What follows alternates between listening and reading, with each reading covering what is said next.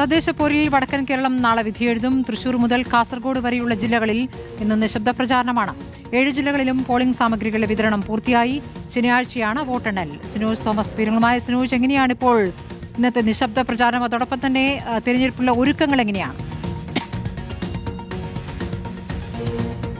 സ്മൃതി, തെരഞ്ഞെടുപ്പ് കമ്മീഷനും രാഷ്ട്രീയ പാർട്ടി പ്രതിനിധികളൊക്കെ തന്നെ അവസാനഘട്ട ഒരുക്കത്തിലാണെന്ന് പറയാം. തെരഞ്ഞെടുപ്പ് കമ്മീഷൻ 7 ജില്ലകളിലും ഈ പോളിംഗ് സാമഗ്രികൾ വിതരണം പൂർത്തിയാക്കിയിട്ടുണ്ട്. ഇപ്പോൾ തെരഞ്ഞെടുപ്പിന്റെ നിയോഗിക്കപ്പെട്ട ഉദ്യോഗസ്ഥർ പോളിംഗ് ബൂത്തുകളിലെത്തി ബൂത്തുകൾ സജ്ജീകരിക്കുന്ന തിരക്കിലാണുള്ളത്. പ്രത്യേകിച്ച് വടക്കൻ കേരളത്തിൽ വിവിധ ജില്ലകളിൽ കേന്ദ്രസേനയുടെ കൂടി സാന്നിധ്യം സുരക്ഷയ്ക്ക് വേണ്ടിയുണ്ട്. മലപ്പുറം, നിലമ്പൂർ മേഖലയിലും വയനാട്ടിലും കണ്ണൂരിന്റെ മലയോര മേഖലയിലും കോഴിക്കോട് മലയോര മേഖലയിലൊക്കെ തന്നെ കേന്ദ്രസേനയുടെ സുരക്ഷാ വിന്യാസം ഒരുക്കിയിട്ടുണ്ട്. കോഴിക്കോട് നഗരത്തിൽ മാത്രം 3000-ലധികം സുരക്ഷാ ഉദ്യോഗസ്ഥരെയാണ് തെരഞ്ഞെടുപ്പ് കമ്മീഷൻ നിയോഗിച്ചിരിക്കുന്നത്.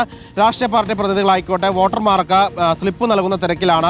നാളെ പോളിംഗ് ബൂത്തിലേക്ക് പോകുന്ന വോട്ടർമാർക്ക് സ്ലിപ്പ് വീടുകളെത്തി നൽകുന്ന തിരക്കിലാണ് മുന്നണിയുടെ പ്രവർത്തകരുള്ളത്. സ്ഥാനാർത്ഥികളായിക്കോട്ടെ ഏറ്റവും ഒടുവിൽ അവസാനത്തെ മണിക്കൂറിൽ സ്ഥാനാർത്ഥികൾ നേരിട്ട് കണ്ട് പ്രചരണം നടത്തുന്ന നിശബ്ദ പ്രചാരണ തിരക്കിലുമാണ്. ശരി, സിനോജ് തോമസ് ആണ് വിവരങ്ങൾ നൽകിയത്.